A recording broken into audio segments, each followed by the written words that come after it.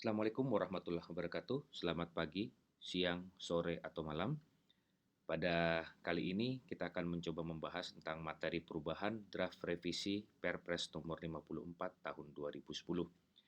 Seperti kita ketahui, pada tahun 2016 ini LKPP berencana untuk melakukan revisi terhadap Peraturan Presiden nomor 54 tahun 2010 dan perubahannya. Dan pada kali ini, pada saat ini sudah memasuki tahap draft final atau draft akhir. Tujuan daripada materi ini adalah untuk kita mengetahui dan untuk melihat poin-poin apa perubahan-perubahan tersebut. Dan yang perlu diingat bahwa ini masih berupa draft, belum merupakan final aturan, dan aturan ini belum dinomori dan sebagainya. Sehingga apapun yang akan kita lihat pada presentasi ini bisa saja berubah di masa yang akan datang apabila aturan ini secara resmi dikeluarkan. Nah, sekarang kalau kita melihat lebih detail, agenda daripada perubahan ini ada beberapa hal. Yang pertama adalah latar belakang, pokok-pokok apa yang berubah, hal-hal baru, dan hal-hal yang berubah.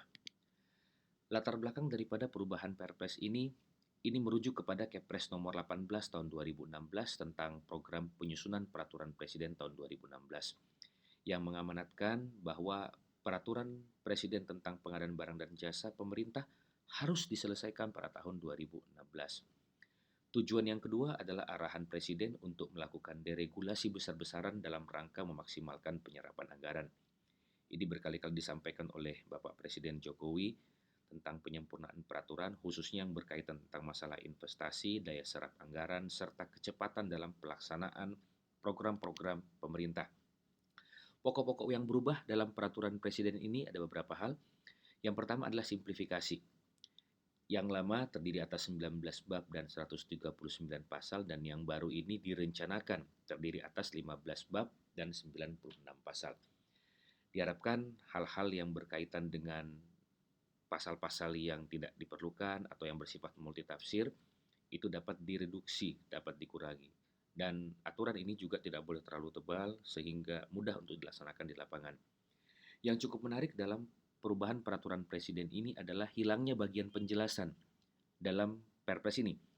Jadi seperti kita ketahui di Perpres yang lama maupun di Kepres 80, peraturan presiden terdiri atas dua hal, yaitu batang tubuh dan penjelasan. Nah, untuk peraturan presiden ini dituntut untuk menghilangkan bagian penjelasan.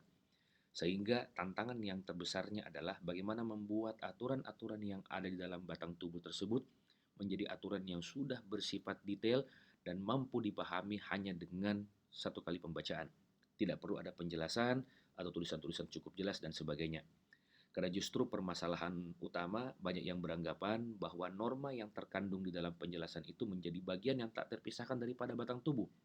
Sedangkan di dalam penjelasan sendiri banyak istilah-istilah yang kadang dalam tanda kutip masih sulit diterima sebagai norma. Contoh yang paling tegas adalah contoh keuntungan yang wajar yang 15% di dalam Perpres nomor 54. Di dalam penjelasan disebut dengan contohnya untuk pekerjaan konstruksi. Tetapi dalam kehidupan sehari-hari dianggap menjadi suatu kewajiban bahwa maksimal batasan keuntungan itu adalah 15%. Nah, hal-hal ini yang coba dihilangkan dalam peraturan presiden yang baru. Kemudian yang berikutnya, hal-hal yang bersifat prosedur, pelaksanaan tugas, fungsi diatur lebih lanjut dalam peraturan kepala LKPP, dalam sistem elektronik atau aplikasi, dan peraturan kementerian sektoral lainnya. Diharapkan Perpres yang baru ini bersifat umum, bersifat umum, general, dan hal-hal yang bersifat teknis, detail itu diatur lebih lanjut dalam peraturan-peraturan turunannya. Contoh, persyaratan-persyaratan tentang masalah kualifikasi tidak diatur lagi oleh Perpres, tapi diatur oleh peraturan kepala LKPP. Kemudian hal-hal yang bersifat sistem, hal-hal yang bersifat SOP itu akan dipaksakan langsung by system. Jadi bukan oleh aturan, tinggal ikuti sistemnya, maka prosedurnya akan dapat dilaksanakan dengan baik. Kemudian hal-hal yang bersifat konstruksi misalnya, itu diatur lebih lanjut oleh peraturan Kementerian PU dan Perumahan Rakyat. Hal-hal yang bersifat penelitian dan sebagainya diatur oleh Kementerian Ristek. Sehingga aturan-aturan Perpres ini hanya memuat hal-hal yang bersifat penting atau pokok. Nah, ada beberapa perubahan yang cukup signifikan antara Perpres yang lalu dengan Perpres yang ini.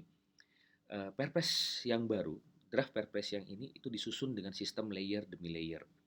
Jadi total ada 6 layer atau 6 lapisan yang diharapkan agar kita memahami terhadap struktur Perpres ini.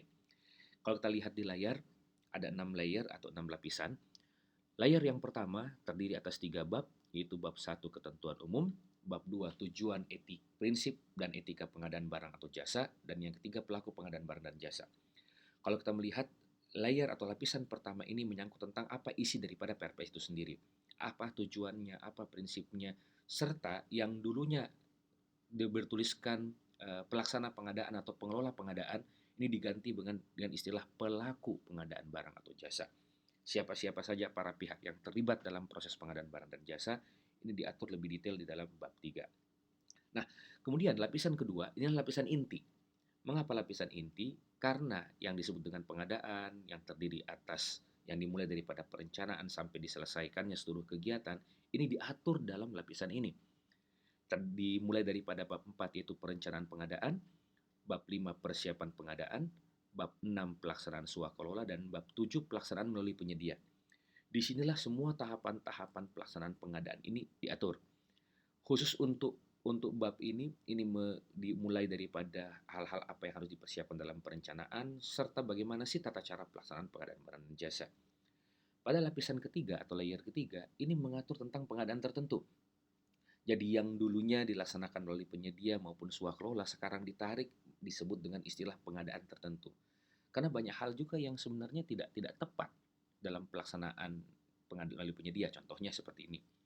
Kalau kita berbicara tentang masalah pengadaan untuk akomodasi dan konsumsi atau untuk hotel, di dalam Perpres 54 dan perubahannya disebutkan dengan cara penunjukan langsung.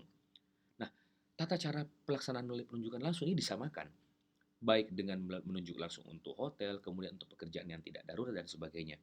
Sehingga kalau kita lihat, kita datang ke hotel untuk melakukan proses penunjukan langsung, itu dokumennya itu tebalnya hampir sama dengan kegiatan penunjukan langsung yang bukan hotel. Harus ada kualifikasi, dimintain akta, pajak, dan sebagainya. Padahal yang namanya hotel udah pasti. Hotel ini ya adalah entitas usaha yang sudah jelas. Sehingga di kemudian hari untuk di pelaksanaan Perpres ini, kalau misalnya kita hendak memilih hotel, ya sudah langsung saja. Hotel apa yang dibutuhkan. Kalau memang dia mengeluarkan dalam bentuk slip pembayaran, ya sudah slip pembayaran, selesai. Selembar kertas selesai. Tidak usah diminta lagi surat penawaran, kemudian diminta lagi dokumen-dokumen yang berkaitan dengan penawaran dan sebagainya. Ini adalah simplifikasi untuk membuat dia jauh lebih mudah. Kemudian pengadaan barang dan jasa di luar negeri ini adalah kekhususan tertentu juga yang diatur dalam Perpres yang ini. Tata cara pengadaannya, siapa yang hendak melaksanakan, pengecualian hal-hal yang tidak dilaksanakan, yang tidak perlu menggunakan aturan-aturan Perpres itu dikeluarkan saja dari Perpres. Nah, pasal ini mengatur tentang hal tersebut. Juga demikian dengan pelaksanaan penelitian. Untuk penelitian, kalau kita lihat itu memiliki hal yang sifatnya spesifik, sehingga tidak perlu diatur oleh peraturan presiden. Bagaimana tata caranya akan ada di dalam bab ini, bab 7 ini pengadaan tertentu. Kemudian tender dan seleksi internasional dan dana yang menggunakan pinjaman atau hibah luar negeri. Ini juga tidak perlu ditegaskan apakah melalui penyedia atau melalui swakelola. Tarik aja dalam bentuk pengadaan tertentu. Lapisan keempat atau layer keempat ini mengatur khusus untuk usaha kecil, produk dalam negeri, dan pengadaan yang berkelanjutan. Tentang peran serta usaha kecil, penggunaan produk dalam negeri, dan pengadaan berkelanjutan ini dibahas lebih detail pada lapisan yang keempat yang tertuang di dalam bab 9. Khusus untuk bab 10, bab 11, dan bab 12 ini akan mengatur tentang apa toolsnya, tools yang dibutuhkan dalam pelaksanaan pengadaan barang dan jasa ini, yaitu sistem, sumber daya manusia, kemudian bagaimana pengawasannya, pengaduan sanksi, dan pelayanan hukum. Jadi lapisan 5 ini fokus terhadap supporting terhadap pengadaan barang dan jasa. Untuk IPRO, kemudian e-tendering akan diatur di bab 10. Kemudian tentang masalah siapa-siapa pelaksananya dan bagaimana lembaga yang akan melaksanakan pengadaan barang dan jasa akan diatur ke dalam bab 11. Khusus bab 12 akan fokus terhadap bagaimana pengawasan, pengaduan, sanksi, dan pelayanan hukum yang diperlukan dalam pelaksanaan pengadaan barang dan jasa. Dan lapisan terakhir, seperti biasa, dalam peraturan perundang-undangan biasanya ada 3 hal, yaitu ketentuan lain-lain, ketentuan peralihan, dan ketentuan penutup. Nah, diharapkan dengan struktur yang baru ini dapat memudahkan kita untuk memahami terhadap Perpres yang baru ini. Dan kita harapkan dengan hal ini maka untuk keterbacaan daripada Perpres dapat lebih dipahami dan untuk pelaksanaan sehari-hari dapat lebih dimudahkan. Sekarang mari kita lebih detail terhadap apa-apa sih yang baru dalam draft Perpres perubahan ini. Ada yang pertama tujuan pengadaan, yang kedua istilah agen pengadaan, kemudian konsolidasi pengadaan, pelaksanaan penelitian, kerjasama internasional, pengecualian yang tadi udah disinggung, kemudian layanan penyelesaian sengketa, swakelola, dan yang terakhir yang sebenarnya adalah marketplace pemerintah. Khusus hal-hal yang baru tujuan pengadaan ini yang cukup menarik. Kalau kita melihat aturan-aturan yang lama, tidak ada satupun aturan yang mengatakan tentang tujuan pengadaan. Jadi kalau kita mengatakan, apa sih tujuan kita melaksanakan pengadaan barang dan jasa? Pasal berapa yang diatur dalam Perpres? Tidak terlihat sama sekali. Nah, di Perpres yang baru ini memasukkan tujuan pengadaan di dalam pasal 4. Dan kita lihat tujuan yang paling pertama adalah menghasilkan barang jasa yang tepat dari setiap uang yang dibelanjakan. Walaupun ini penulisannya agak sedikit berbeda, biaya ada di bagian belakang. Istilahnya ini ada 5T. Yang pertama adalah tepat mutu, yang kedua adalah tepat jumlah, yang ketiga adalah tepat waktu, yang keempat adalah tepat sumber atau tepat penyedia, dan yang kelima adalah tepat biaya. Intinya adalah value for money. Agar uang yang dikeluarkan oleh pemerintah itu tuh tepat memenuhi 5 hal ini. Ini tujuan pengadaan yang pertama. Kemudian yang kedua, meningkatkan penggunaan barang jasa dalam negeri, seperti biasa meningkatkan peran serta usaha mikro, kecil, dan menengah, meningkatkan peran perusahaan nasional, meningkatkan pemanfaatan barang atau jasa hasil penelitian dan industri kreatif, serta yang terakhir adalah mendorong pengadaan berkelanjutan. Ini merupakan pasal baru yang belum pernah ada dalam peraturan-peraturan pengadaan barang dan jasa sebelumnya. Nah, yang kedua, yang cukup menarik adalah diperkenalkannya yang namanya agen pengadaan. Mengapa sih latar belakang agen pengadaan ini? Sekarang mari kita lihat. Di sebuah institusi yang bukan bergerak dalam bidang konstruksi, hendak membangun gedung misalnya. Nah, dan gedung ini tidak mungkin dibangun setiap tahun. Hanya situasional, mungkin memerlukan gedung baru.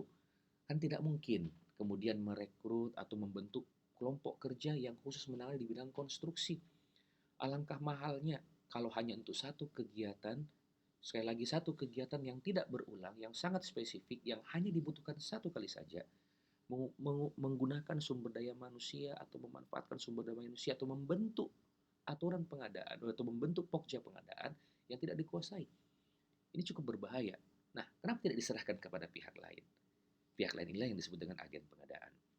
Kalau kita lihat, yang disebut dengan agen pengadaan ini adalah unit kerja pengadaan barang atau jasa, badan usaha, atau perorangan yang melaksanakan sebagian atau seluruh pekerjaan pengadaan barang atau jasa yang dipercayakan oleh Kementerian Lembaga SKPD sebagai pihak pemberi pekerjaan. Sehingga kalau kita melihat siapa sih yang bisa menjadi agen pengadaan? Bisa saja ULP atau unit kerja UKPBJ tempat lain, bisa saja.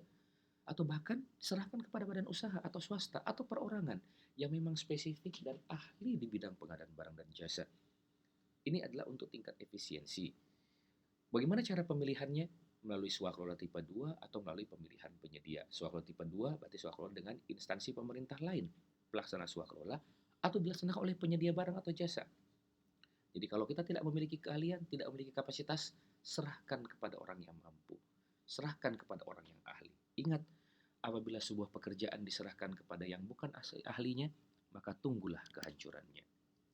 Yang ketiga, konsolidasi pengadaan sudah sempat disinggung dalam Perpres nomor 54 dan perubahannya khususnya pada Perpres nomor 4 tahun 2015, tapi hanya disinggung sedikit. Nah, sekarang di dalam draft Perpres yang baru ini itu sudah lebih didetailkan lagi bahwa yang disebut dengan konsolidasi pengadaan adalah pengadaan barang jasa yang menggabungkan beberapa paket pengadaan barang jasa sejenis ke dalam satu paket pemilihan penyedia atau ke dalam satu paket kontrak. Lebih detail, bahwa konsolidasi itu dapat dilakukan pada mulai sejak perencanaan, persiapan hingga pemilihan penyedia, dan yang dikonsolidasikan paket pemilihannya atau ke dalam paket kontraknya. Yang melaksanakan konsolidasi pengadaan juga lebih dipertegas di dalam draft Perpres yang baru ini, yaitu dilakukan oleh PA, KPA, ataupun unit kerja PBJ, UKPBJ. Ini yang cukup menarik sehingga diharapkan paket-paket pengadaan yang berjumlah ribuan bahkan puluhan ribu dapat lebih dipersingkat, dapat lebih diperkecil karena tingkat efisiensi dan efektivitasnya akan jauh lebih baik apabila digabungkan menjadi satu.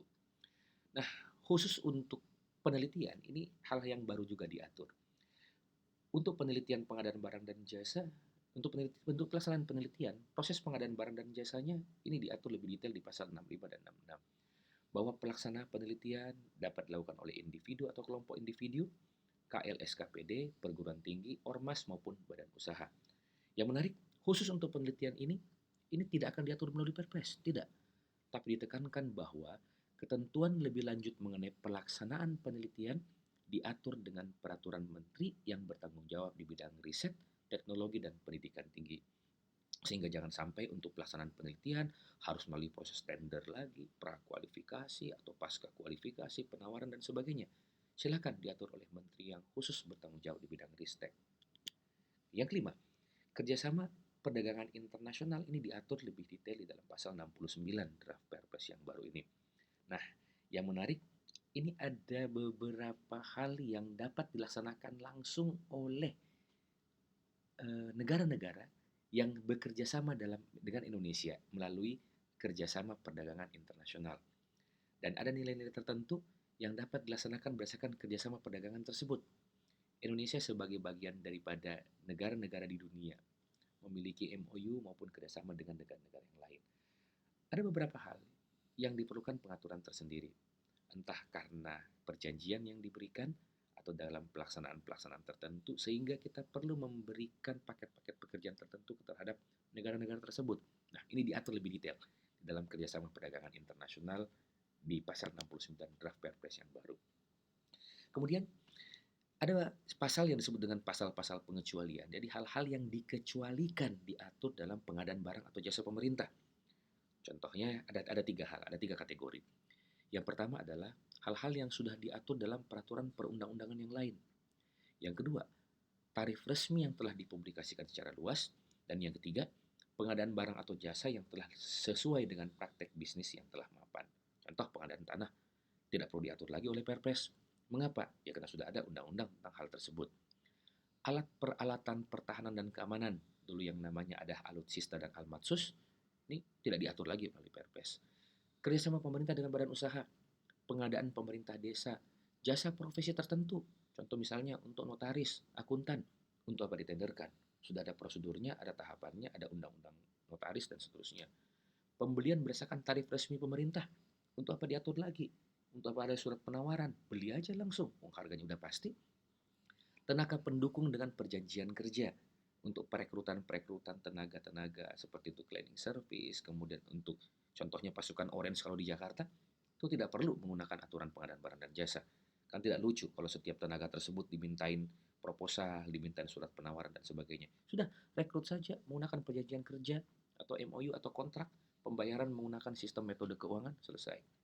Juga dengan pelaksanaan peta cukai. Untuk tarif resmi yang telah dipublikasikan secara luas ini sebenarnya sudah dilaksanakan saat ini. Cuman aturannya belum jelas. Contoh, tarif listrik, tarif telepon, maupun bahan bakar minyak. Tarif listrik bayar langsung ke PLN. Bagaimana metodenya? Ikut aturan PLN. Tidak usah lagi diatur oleh Perpres tentang pengadaan barang dan jasa. Telepon, bayar aja ke Telkom. Juga untuk pengadaan barang jasa yang telah sesuai dengan praktik bisnis yang sudah mapan. Hotel, seperti disampaikan tadi, langsung saja ke hotel. Hotelnya meminta kita berikan uang, bayar, dapat bukti. Ya sudah, bukti itu. Nggak usah lagi minta SPK, minta diatur bagaimana bentuk kwitansi, surat penawaran, kontrak, yang lengkap dengan SSUK dan SSKK. Juga dengan tiket transportasi, langsung saja ke agent langsung, atau ke airline atau maskapainya. Ini hal-hal yang ditekankan dalam Perpres yang baru ini, draft Perpres yang baru. Nah, ini hal yang sama sekali baru. Bahwa untuk layanan penyelesaian sengketa kontrak, ini dilaksanakan oleh LKPP. Jadi, ada alternatif penyelesaian sengketa yang terjadi antar pihak pada saat pelaksanaan kontrak. Tidak semuanya harus diselesaikan dalam hukum perdata atau pengadilan. Sehingga diharapkan dengan aturan yang baru ini, penyelesaian sengketa dapat jauh lebih mudah dan lebih murah. Kemudian yang berikutnya, swakelola. Swakelola ditambahkan satu tipe lagi. Dulu kita kenal swakelola ada 3 tipe di pasal 26 yang lama di Perpres 54 tahun 2000 dan perubahannya. Di Perpres yang baru ini ada di 2 pasal, pasal 25 dan 49. Dulu ada 3 tipe, yaitu direncanakan, dilaksanakan, dan diawasi oleh KLDI yang lalu. Kemudian tipe kedua oleh instansi pemerintah lain, dan yang ketiga adalah kelompok masyarakat. Nah, di sini yang menarik bahwa ada tipe yang ketiga yang ditambahkan. Pada saat penyusunan awal direncanakan dimasukkan ke dalam tipe keempat. sebenarnya. Tetapi setelah ditimbang-timbang, rupanya tipe ini mendekati tipe 2, sehingga digeser mendekati tipe 2. Yang dulunya tipe 3 yaitu kelompok masyarakat dipindahkan ke tipe 4. Apa yang baru ini? Yaitu direncanakan dan diawasi oleh KLSKPD penanggung jawab anggaran dan dilaksanakan oleh ormas atau organisasi kemasyarakatan. Nah, ini untuk mengatur tentang tata cara pelaksanaan pengadaan barang dan jasa oleh organisasi kemasyarakatan. Bagaimana tata caranya? Ini memang mirip dengan KLDI pelaksana swakelola. Nah, tapi lebih didetailkan lagi dalam draft Perpres yang baru ini. Kemudian khusus untuk pengadaan barang dan jasa, e-marketplace ini diatur lebih detail lagi, yaitu tentang katalog elektronik, e-tendering, dan seleksi. Nah, urut-urutannya seperti ini. Di Perpres yang baru ini menegaskan, tahapan pertama atau prioritas pertama adalah katalog elektronik. Kalau ada dalam katalog elektronik, dilaksanakan secara menggunakan katalog. Kemudian yang kedua, kalau tidak ada, menggunakan lelang atau e-tendering cepat. Kalau tidak bisa atau tidak memenuhi persyaratan untuk dilaksanakan dengan cara e-tendering cepat, maka dilaksanakan dengan e-tendering atau seleksi yang bersifat umum. Ini tahapan-tahapannya. Nah, diharapkan dengan Perpres yang baru ini sudah lebih detail lagi dan menggunakan istilah yang terbaru, yaitu e-marketplace. Kemudian hal-hal yang berubah. Tadi hal-hal yang baru, sekarang ada hal-hal yang berubah. Ada 3 hal yang berubah. Yang pertama adalah istilah, yang kedua definisi, dan yang ketiga perubahan dalam pengaturan. Ada beberapa istilah yang dulunya kita cukup familiar, tapi sekarang berubah di aturan yang baru. Yang pertama, ULP, Unit Layanan Pengadaan.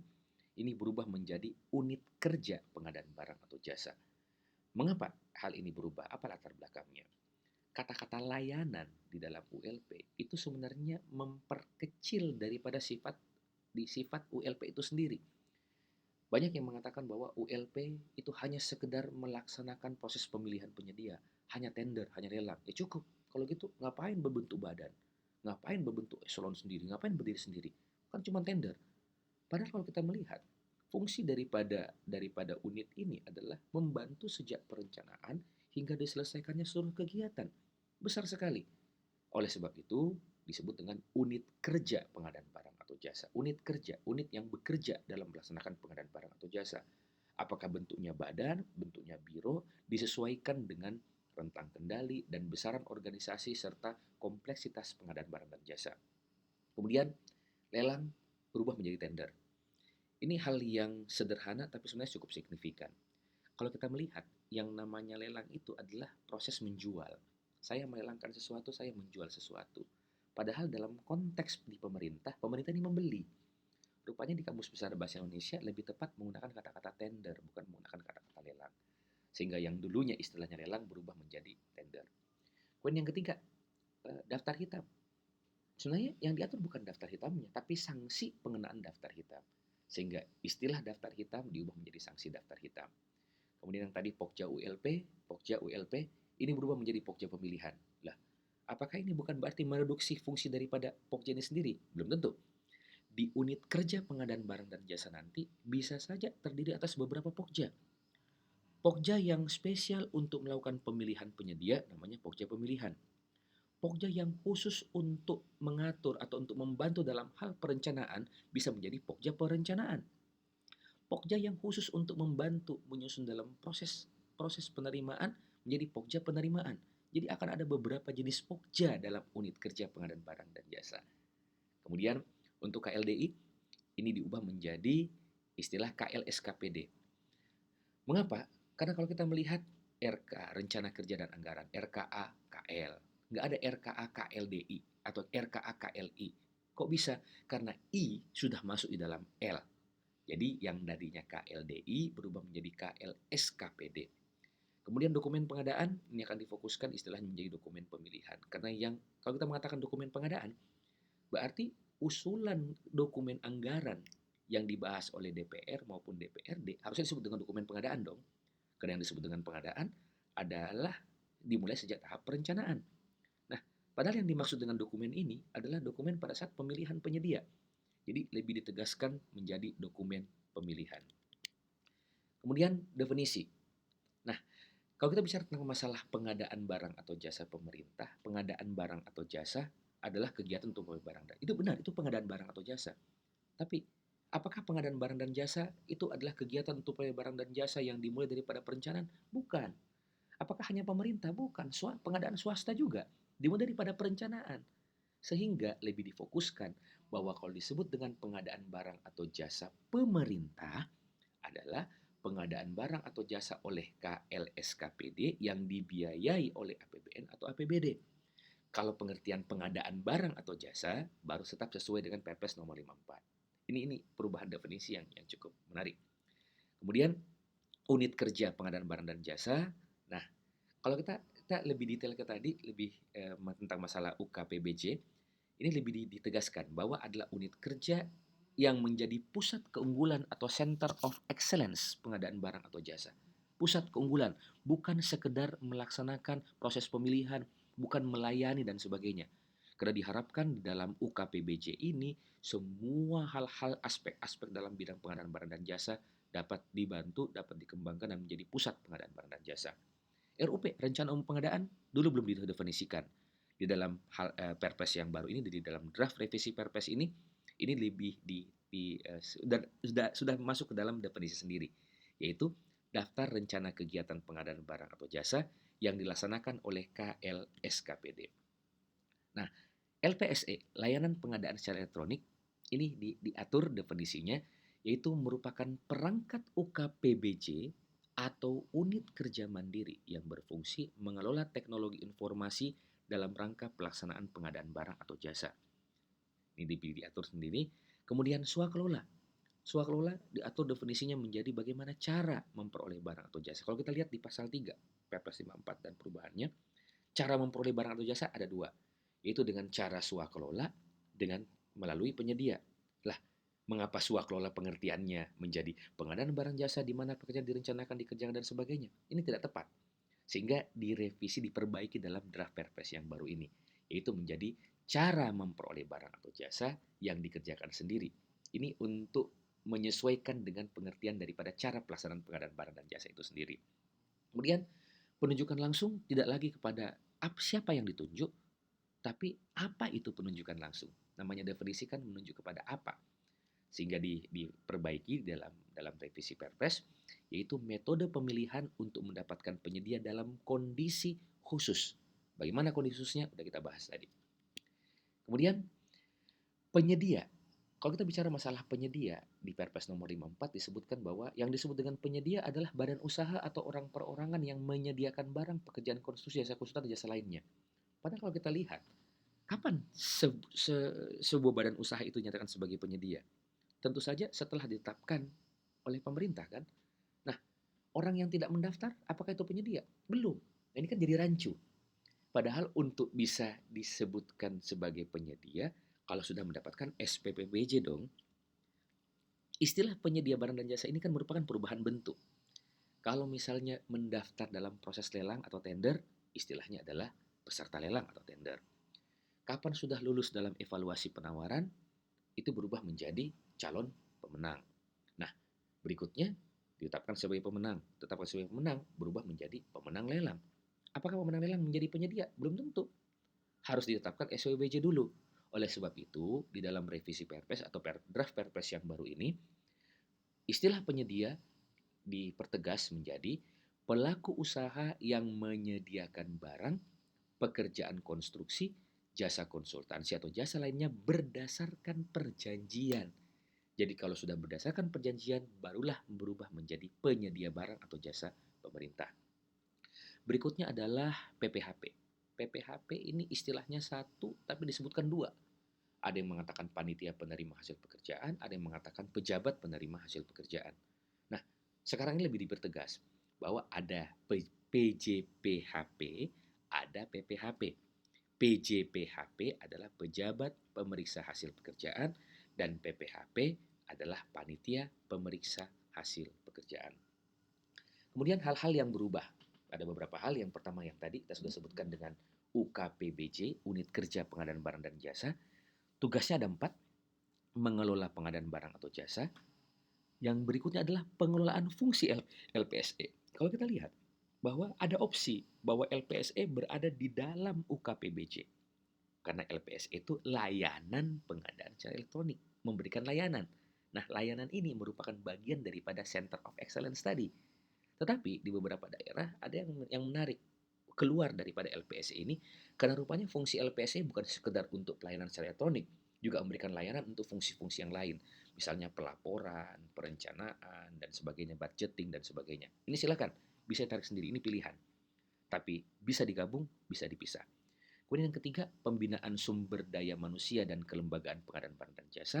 Yang berikutnya, pelaksanaan pendampingan, konsultasi, dan atau bimbingan teknis. Tentu saja para pihak yang terlibat dalam pengadaan barang dan jasa ini harus dibimbing, dibantu, dilatih. Nah, ini adalah tugas daripada UKPBJ. Jadi bisa dikatakan bahwa UKPBJ ini adalah LKPP mini. Fungsi LKPP dilaksanakan oleh UKPBJ.